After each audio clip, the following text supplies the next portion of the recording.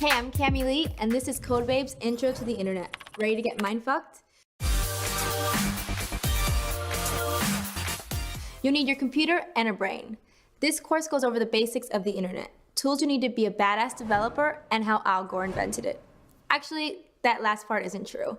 Al Gore is full of shit. A bunch of genius dudes created it over the past few decades with a little cashola from Uncle Sam. Now pay attention and stop Googling me. So what's the internet?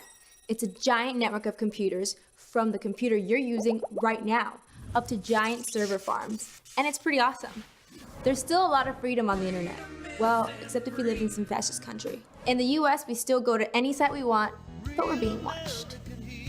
With a little motivation and a great idea, anyone can create something amazing on the web. Part of the reason is net neutrality, meaning your puny-ass site can compete along with the big boys. Just remember, if you hear the words net neutrality, it's a good thing. Support it. And if you do build something awesome, getting a server big enough to handle a bajillion hits is cheaper than ever. It's the golden age of the internet. You just need to build something. Time to get technical. The computer or mobile device you're on is the client, or the client side. The web page you're looking at is getting served up by the server side. When you type in a web URL into a browser, it's requesting a page from a server somewhere.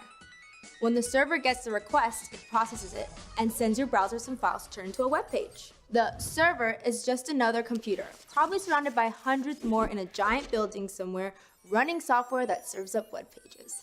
The cloud. Sounds more expensive than server farm, right? These servers run an operating system like any other computer. Usually Linux have a database and some kind of server-side programming language. Two more terms used a lot are backend and frontend. When code gets processed on the server, that's the backend. We're talking stuff like PHP, Ruby, or Python. Frontend refers to stuff getting processed on your computer by the browser, stuff like HTML, CSS, and JavaScript.